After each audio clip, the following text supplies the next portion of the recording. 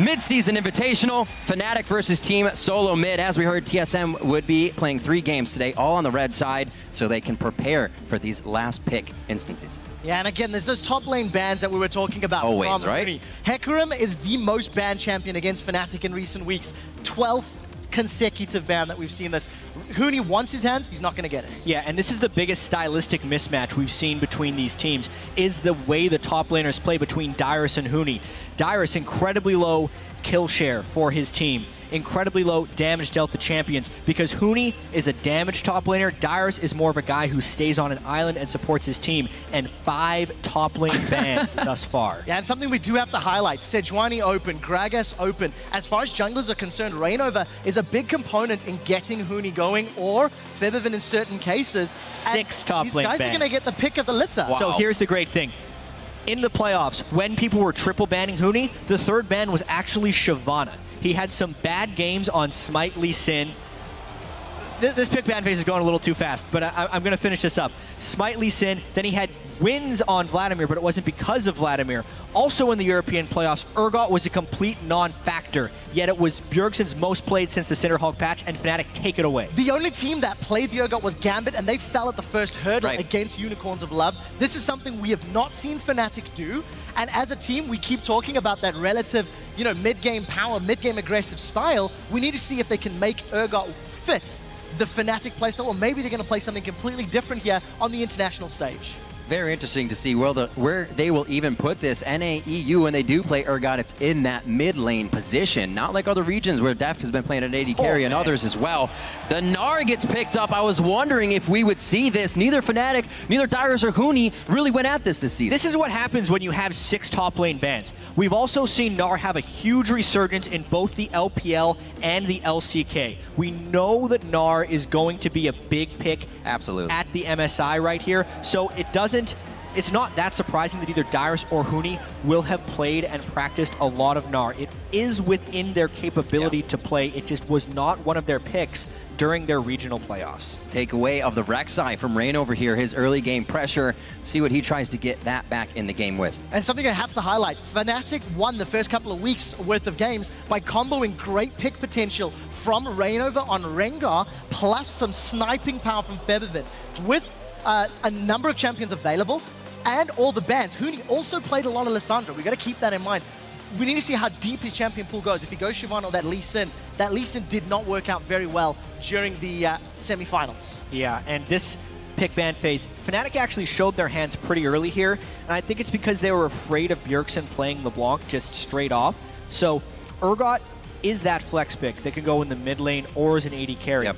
If TSM would have picked Urgot, it would not have been a flex pick because Wildturtle does not like playing Urgot, but now it's actually going to be Steelback on that. We were expecting Steelback to have a high priority on Sivir this game because he can press the R button and be successful, but now as far as the laning phase goes, they're going to be kind of more okay, and Urgot's a different type of AD carry champion that I think Steelback will be able to execute. Well, we'll need to see how Febiven does in that LeBlanc. 3-2 since 5.5 was implemented. Does have pick potential and some squishies on TSM, but it feels like TSM has got that mid-game team fight set up already with the Sivir, with Gnar, with Rek'Sai, and we'll need to see if Fnatic can play for the mid to late. The problem is, when Fnatic go mid to late, they lose. Yeah, it seems like a little bit of an arms race right now as far as mid-game team fighting goes. Fnatic's last 2 picks really have to cement their team composition right here. With 7 top laners already off the board, Huni's getting heavily stretched right now for his top lane champion, especially since he has to go up against Gnar. Whoa. Huh? It's potentially a top lane Cassiopeia from Huni right now, which... Wouldn't doubt it. That's not something you prep for. I'm going to be honest right now. Yet it could be the LeBlanc or the Cassiopeia. The Cassiopeia is much more likely, but holy crap. I feel like they banned everything and then took everything TSM would want to play in this game and said, that's the deal. We'll get everything off the board.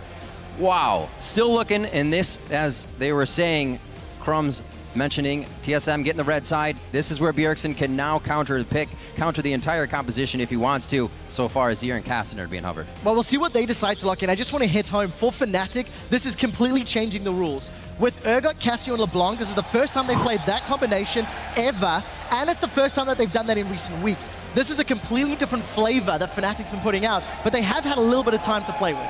This is so wild. Sejuani and Grog. Sejuani goes completely through the pick ban phase. TSM goes for a mid-game power spike focused team right here. They're gonna have to win this one early, I feel like, because Huni with the damage heavy top laner there in Cassiopeia will have a great late game edge, but it kind of takes away from Huni's mid-game impact already. It's very strange. And we need to see if they can handle that Cho'Gath. Both Huni and Febiven have respectively played Cho'Gath in the last couple of weeks, and I'm going to be frank, they sucked with it. They did not make it work. However, Bjergsen against High in the finals, he had a great performance. He was using him like an assassinator, right? Just going around, flashing over wall, bite, chomp, take High down in a second. If he gets going like that once again with early pressure from Santorin on Rek'Sai, could be big. Both games that Bjergsen's had on Cho'Gath, he has absolutely decimated the laning phase. They lost one of them because of mid-game mistakes, but as far as the mid-lane control they will have with Rek'Sai and Cho'Gath is immense. Absolutely. As the teams take to the Rift, be sure to share your predictions. Tweet hashtag FNC win or hashtag TSM win to @LOLesports, and we'll check out who you think will be victorious once we are on the Rift. Compositions are locked in. Very different things here coming from Fnatic, YellowStar, and his rookies that he's brought to the title for Europe, now against the NA LCS champs. Well, one thing that I definitely want to keep my eyes on is Steelback and YellowStar as we load onto this Rift with that tanky, beefy, bruiser duo lane. If they find the 2v2, Steelback has traditionally been incredibly weak in the laning phase, but he cleans up the fights as the mid game rolls around. I want to see how they handle themselves against the hometown heroes. It's going to be something difficult. You think of Urgot, and you're going to have to clean up from being right in the pit of the fight, in the heat of the fire. We'll see how Fnatic works this one out as we start off our first game in the midseason Invitational. We'll see where the bar is set. Yeah, have to talk about the Urgot Nautilus lane. As far as an actual 2v2 lane, that is an absolutely devastating combination, because since Nautilus has the root on his basic attack, it is absolutely devastating. If you have to respect every single movement that Nautilus has in the laning phase if you want a chance at staying alive. Luckily for TSM, they have kind of been the masters of lane swaps in the playoffs. Every game in the finals against Cloud9, TSM won the early lane swap game, so they should be looking to swap this unless they've decided that they're okay in the laning phase and they want to throw a curveball at Fnatic for some reason. Almost every single game TSM does a lane swap, they find an experience and gold advantage over their opponents. But this game looks like they might be playing the Dragon Control normal lane phase game, because they're not even looking for deep wards, jungler denial, any of the tomfoolery they're opponent in the NA playoffs. This is a standard start from TSM. In lane phase even more. We've seen recently LeBlanc's picking up all these consumables. Faker did it game 5 against GE Tiger here. Again, Febiven's going to do it. Not a lot of pressure with drinking all that in your lane. So more lane phase. No, this is super dangerous for Team Solomid right now. They are not starting a jungle camp. It is completely on Lustboy to disrupt these Krugs. If TSM doesn't want a pretty big disadvantage early on, they take one small one, and Lustboy, he can't really do much right here. Well, I do see that trading back and forth, Steelback and YellowStar. Going to get this 2v2. You know, we were touching on the warding stats between the respective supports, and YellowStar has always been a vision control roaming mid. Something he does fairly often is goes and spends some time in that middle lane to help Febiven get an advantage. And considering the matchup into the Cho'Gath with no escapes and the fact that Febiven's not an assassin, we'll see if he can do it as well. Really early cheese right here by Reignover, because he's done one camp straight to a mid lane gank. This is what other teams do. And there goes Bjergsen. Hit up Bjergsen, forcing the flash, a rinse and repeat for sure. Once they get more levels on Febiven, Reignover will surely return to that lane. How many games have we seen in the North American LCS where Lustboy or Santorin do an early gank on a Bjergsen?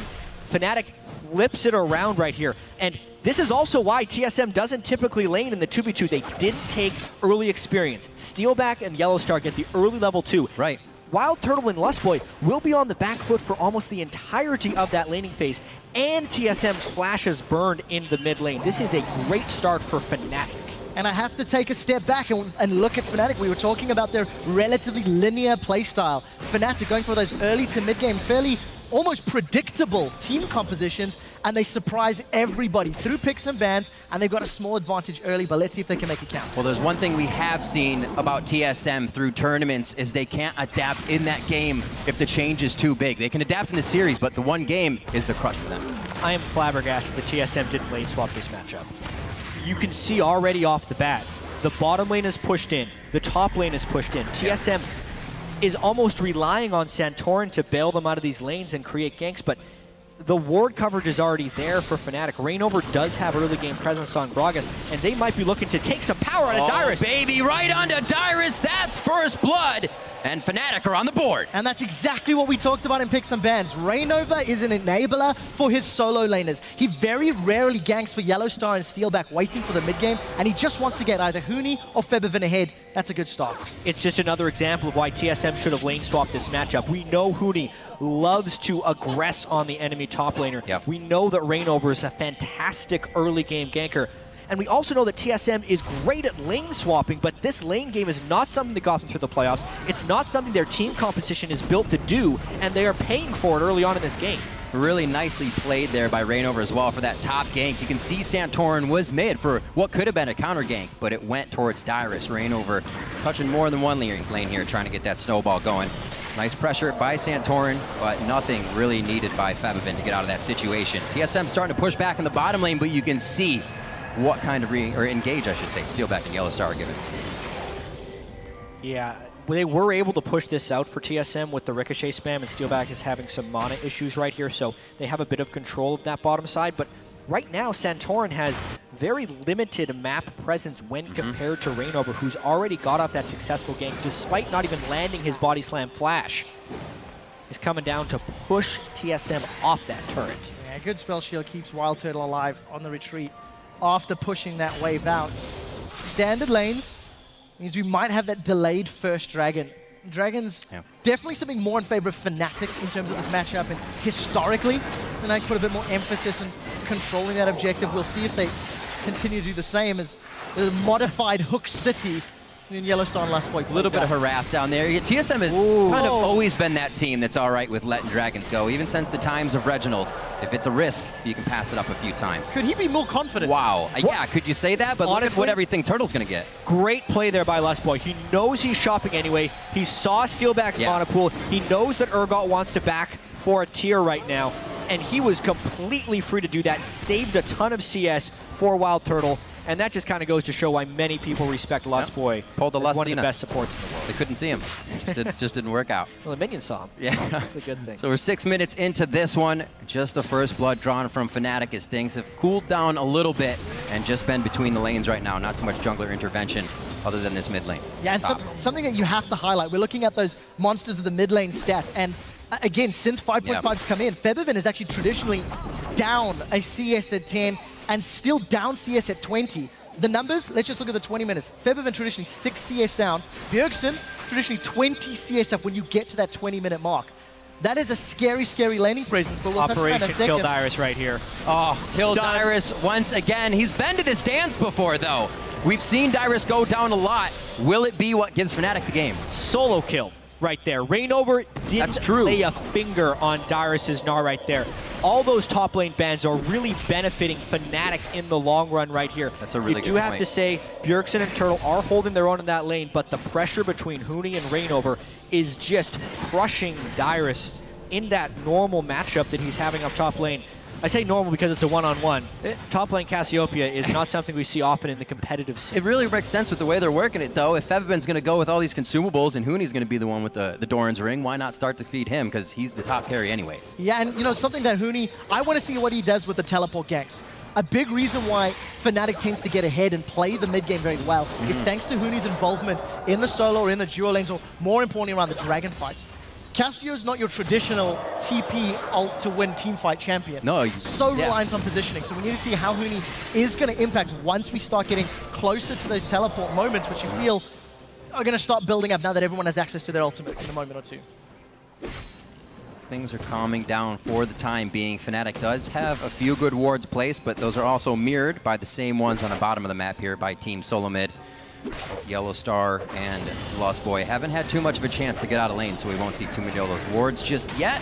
Lustboy misses, but YellowStar connects here, and they have great focus on the trade for just Lustboy. The Ricochet from Turtle is going to push the minion wave and give him a bit of an advantage. Yeah, TSM's been able to play this lane quite well, keeping the lane shoving from Wildturtle. A lot of that is actually attributed just to the minion control of Lustboy early on in the laning phase, and the amount of aggro he is taking from Steelback and running him out of mana quite easily to prevent the all-ins. There's also a large gold lead developing in the mid lane. It's about 350 gold advantage for Bjergsen over Febiven. And it is the focus of TSM, typically the mid lane and bottom lane focus, and it's more of a survival for the top lane right now in this early game. That's where 100% of Fnatic's kills have come. Could be one more here. Reignover tries to come in, pops back Bjergsen. He doesn't have much mana. That flash is down, and he's going to try to fight this one out. Hits Febiven with the silence. Is that what keeps him alive? No, it does not. The double distortion. Febiven picking it up. Yeah, just a nicely timed gank there by Reignover. He knew that Bjergsen was pushed up in the lane, and uncharacteristically, TSM has no backup for the mid lane. A 5 to 10 second series of events in that mid lane with no backup for Bjergsen. Take him down easily, and action in the bottom. Oh, take a look at this. Steelback's trying to get in. We do see the Death Sentence connect. The hyperkinetic position reverser is on cooldown, so Steelback and YellowStar using that one to initiate. They traded for both ultimates and the flash on TSM side, regaining control of that lane. That depth charge is still up. They have to be careful for the engage down there. Huni now with an advantage in this lane, not even in Mega Gnar form. Can Dyrus think about fighting? Actually misses the ultimate there. Like you said, not really much of an engage ult. Gotta wait on it. Yeah, last time he was able to land under the turret. This time Dyrus dodges out, but it's not like he's having a good time in this lane anyways. Down 26 CS. I do want to talk a little bit more about the overall team compositions right here and how critical it was for Febiven to get that kill in the mid lane, because if he does not snowball ahead of Bjergsen before Bjergsen can tank up, he won't have targets here. And again, the focus on the mid lane. That's that depth charge that was left up. Santorin trying to get something back, but he's not even going to be able to scratch either Febiven or YellowStar. And there's the roam that we talked about 10 minutes ago. When there's an opportunity, YellowStar will go to help Febiven out. And you can see the priority for Fnatic, getting the kills and the advantages on their damage-dealing solo laners. And, you know, Reignover's Gragas, it's what helped Fnatic do so well in the finals against Unicorns of Luck over in Europe. And he's had a phenomenal start here at the mid-season Invitational. Great job there. Fnatic doing everything they need to do to equalize that CS in the mid lane we were talking about, where Bjergsen has a huge lead. Now they've equaled that up, and first turret going down in the top lane. Huni is just having the lane of his life and has the wards to keep doing it. Yeah, absolutely crushing Dyrus. And right now, this game is Fnatic's style of game. Yes. And TSM is trying to play that. When we're coming into this, the strengths of TSM was strategic early game, lane swapping, jungler denial, and then pick game with vision control. That's what they are good at, because then they can rotate their support and jungler through mid lane frequently and create that type of mid lane focus for them. Now in this standard laning phase, especially when the top lane is requiring so much assistance if they wanted to help him out, TSM is completely on the back foot.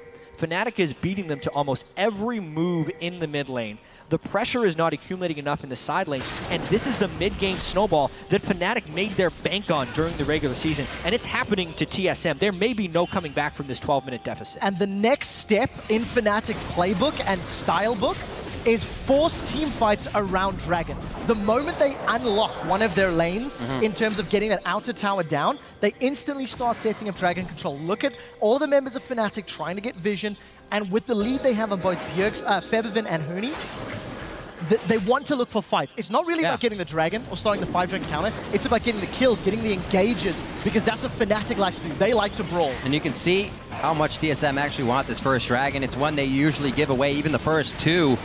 And they're going to go ahead and stick with it this time against Fnatic. Usually Team Solomid will get their gold leads by giving up the Dragon and having a lane swap go in their favor and other things on the map, but not this time. Not this time. They just had to give that Dragon up because TSM has lost control of the match. they normally have a gold lead from the lane swapping and experience advantages, and the other team takes a dragon as a byproduct of those moves. But this time, Fnatic has just been beating TSM up across the map, and that's why the dragon was lost. Look at the pink ward control, and look at the lanes right now for Fnatic. And if we step back and think about what the analyst desk was saying leading into this matchup, Crumbs specifically highlighted if Fnatic can beat up TSM in the lanes, with the assistance of Reignover, of course, let's be fair about this. That is how Crumbs felt Fnatic was going to win this game. They've done everything. Each of the lanes is going in their favor. I mean, yeah, it's even in the duo. Let's not discount Wildturtle and Lustboy dealing with that bully of a lane. But Fnatic, they've earned the lead through some very positive, proactive, aggressive plays.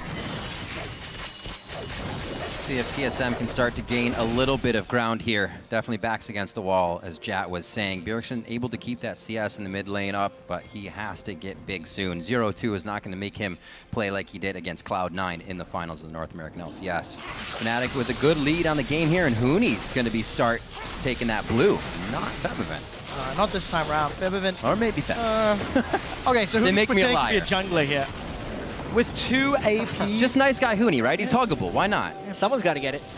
Someone's got to get that blue buff in here. And this game right now, we need to start looking at what are Fnatic's next moves for winning this game, because already Huni's been able to take that top lane turret, and you mentioned them having 2 APs. They're trying to control both blue buffs. Once again, you're successfully. A complete lack of vision control from TSM right there. Reignover walks up, barrels over the wall, and easily hands off the blue to himself, preventing the TSM blue handoff entirely.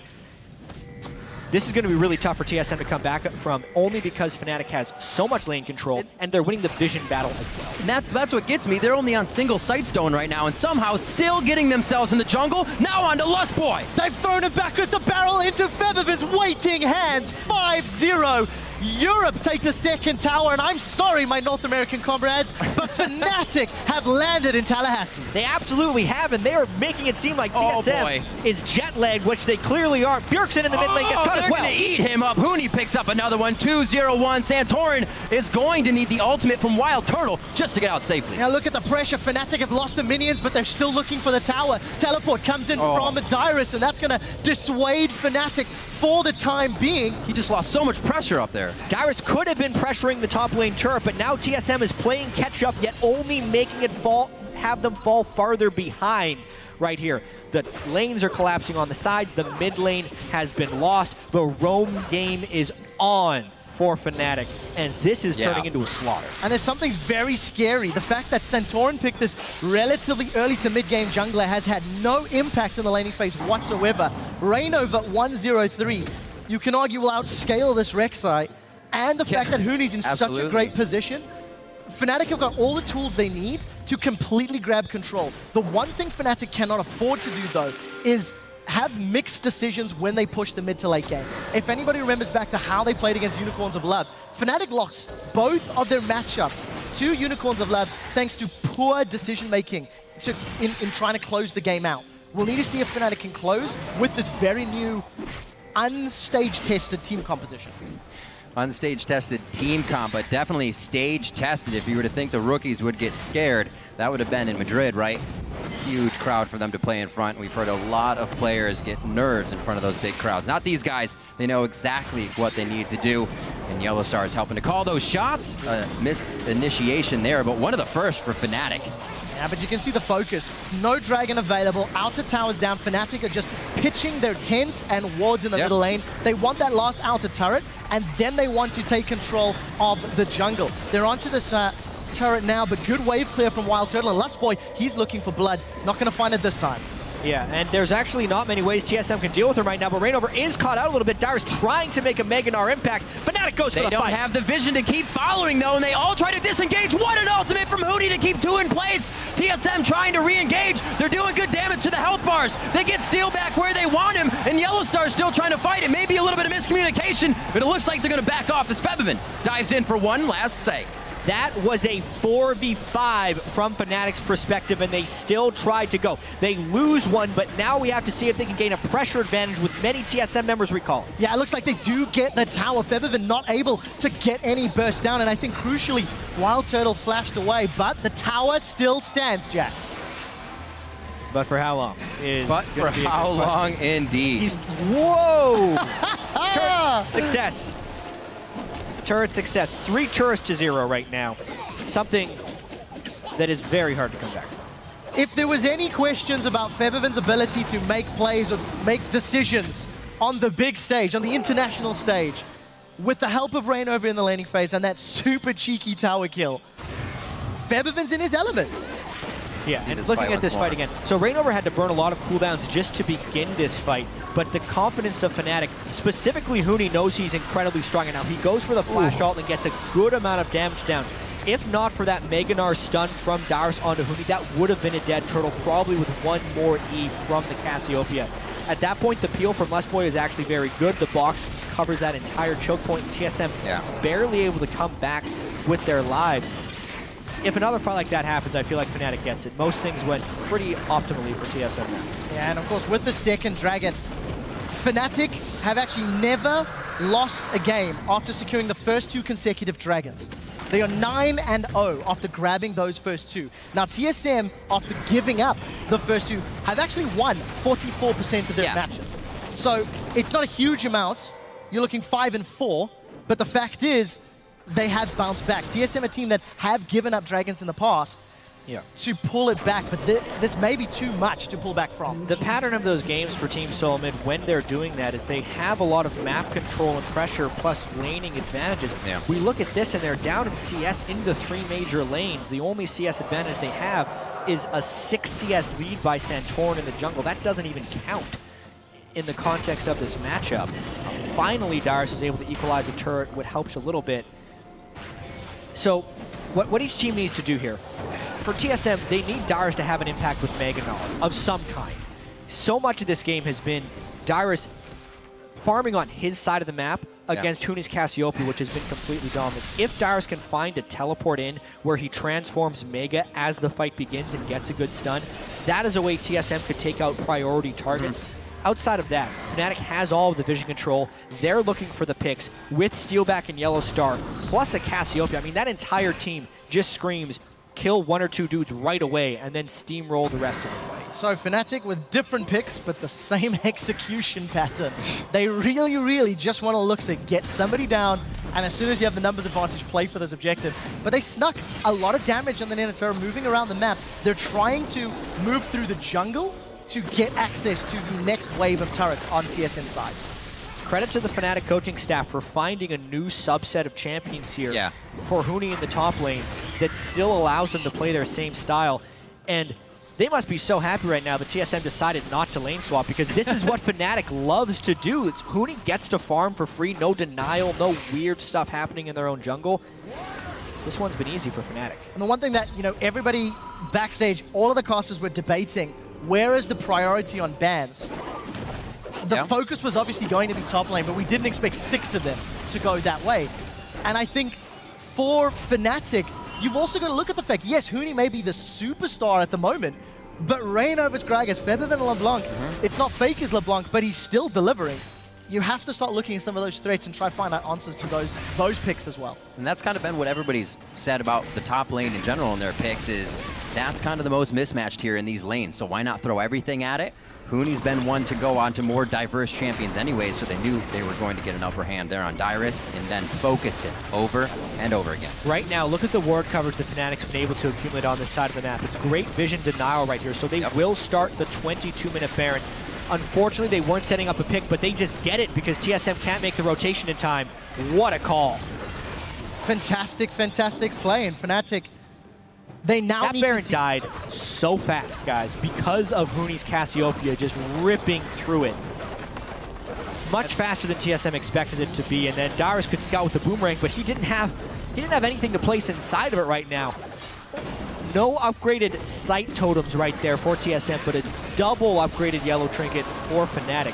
Vision control and side of Fnatic. Depth charge a little farther, flash, anchor toss. Wildturtle's gonna have to spell shield now and use his ultimate to get out of this one. But that's gonna hurt. They may get pressure here. Fnatic pushing down the mid. We'll see if they can use those Baron empowered minions to get up into those towers. Far, though. For Fnatic, What did they expend? Flash on Febiven, flash and engage tools from YellowStar, but look at that burst onto Lustboy. Again, Dyrus is trapped trying to push out the top lane. Fnatic pushes that so quickly and easily that now they have position on multiple fronts. Huni gets the Baron minions in the bottom lane. Fnatic is still holding strong with 4 in the mid lane. They don't have great turret siege because of the Urgot. That is why Fnatic is split pushing right now. And they're going to have to be careful. They know Dyrus is about to Mega Gnar out, so they will not initially want this fight. Huni, so much pressure on the bottom, and every member of Team Solomid in the mid lane right now. This is perfect right now for Fnatic. They know how to get the outer turrets without a traditional AD carry right there. It's by splitting and using your strong members on the side lanes. And on top of that, there are a number of European top laners who were playing Gnar up until recent weeks. So Fnatic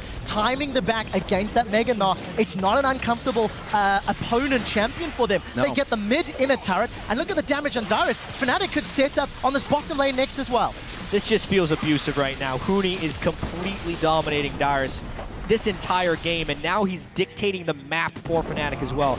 European Rookie of the Split really showing up here at the international event. Look at that. They're going to kill him. Oh! The flash explosive cast. You can see how headstrong Fnatic are right now. Really no care in the world against this TSM composition now that they're in their base. They do have that one pushing onto the inhibitor on that bottom lane. TSM are scrambling to defend, but without the wave clear of Wildturtle, there's nothing they can do. This is how you use the Baron buff. We knew these teams were in an arm race for mid-game power, and Fnatic has won this arm race. Dyrus trying to get an ultimate off. They have no Sivir right now. They don't have much of anything to do in this fight. Huni goes down only because he pushes too far, but you can see Fnatic low on mana. They have health, and that's enough for him to just kind of hang out. They will finally pull back, though, without any minions on that Baron buff. All right, Huni was being a little foolish right there. that was a reach too far, but he just wanted some hugs. So many of Fnatic's reaches this game have worked out perfectly well. Almost every move Fnatic has made has paid off totally. This is now a 25-minute game with an 8,000 gold lead. That's incredible. And a downed inhibitor inside TSM base. And guys, this means more than just EU greater than NA in that conversation. Let's watch this real quick again. Huni went for the kill, but he flashed face first into a death sentence. So not the best execution right there. Credit for Lustboy to having that hook prime. Outside of that, it actually allows TSM to come out of the base and maybe pick up a dragon.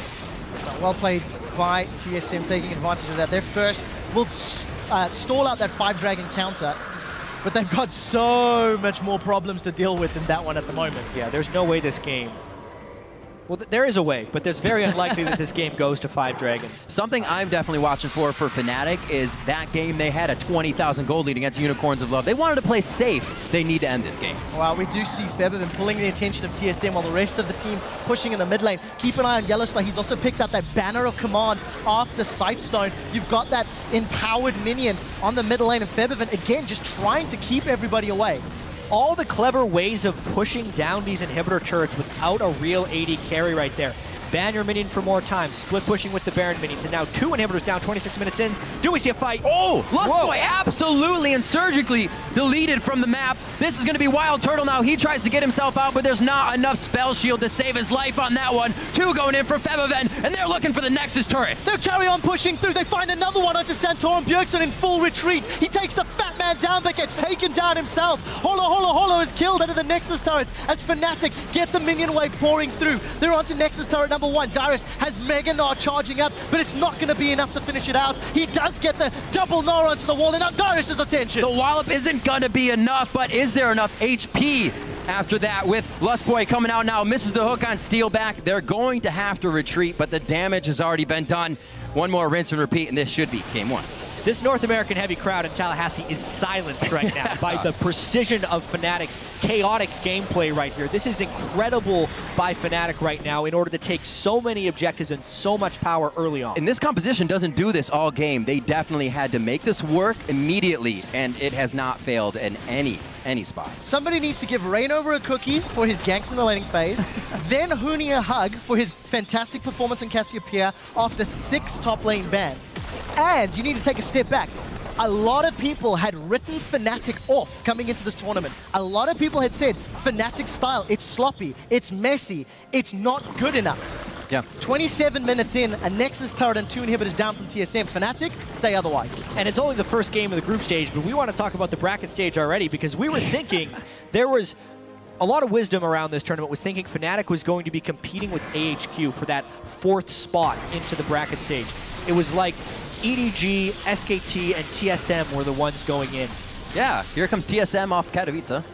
Yeah, winning right there. The European teams that went to IM Katowice had a horrendous showing. Right. The finals in the European LCS looked incredibly chaotic, and obviously this is just one game, but it absolutely begins a whole new conversation about this mid-season invitation. Especially because this is Fnatic's style. Regardless of the champions, they've played in the same way and the same manner they have in the European LCS.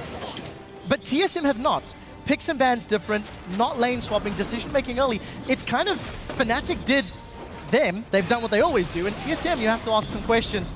Febiven even cheeky enough to find Bjergsen in the bush. The Death Sentence connects! They're trying to use the Fnatic brush against Fnatic. That doesn't work! They go on to Bjergsen. He's gonna get locked down, and they are just surveying the fight now. Who's next? No worries. Dyrus is gonna be it, and this is when they have the Mega Gnar. Nobody else can actually follow up, and we're gonna see this 2nd-tier turret going down. Steelback continues to push through, and Fnatic set their sights on the last remaining inhibitor turrets. There are 2 downed inhibitors already, so normally Fnatic would just have to wait for those to push in, but they've already killed 2 people on TSM. This 3rd inhibitor is free. Definitely sealing the deal as they turn TSM's base into shambles. They're looking for that last inhibitor. They just want to go around the horn and take everything because they have absolutely earned it this game. And look at them backing off. This is again what we talked about. When Fnatic was overconfident and pushed Nexuses against the Unicorns of Love, it backfired multiple times. YellowStar was playing Nautilus, trying to backdoor, and it didn't work out. It's very good to see because this is some growth that Fnatic did not demonstrate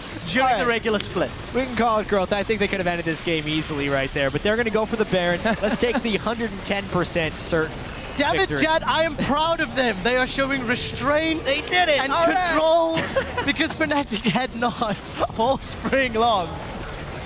Maybe the Baron is a little over the top, but you know what? I'm still on board. I dig it. Yeah, this next push, they've gone back to base. They're even buying elixirs to go with this Baron. They can Banner of Command a Siege Minion already. There's only 1 Nexus turret living for Team Solomid. There's 7 camps, 1 scuttle they got to take first as well before they get into the base. The Dragon's up in a minute 15. They're going to go for the Dragon. Here's the scuttle, so they're going to get scuttle down. No worries on that. A very, very methodical play Hang on a by second. Fnatic.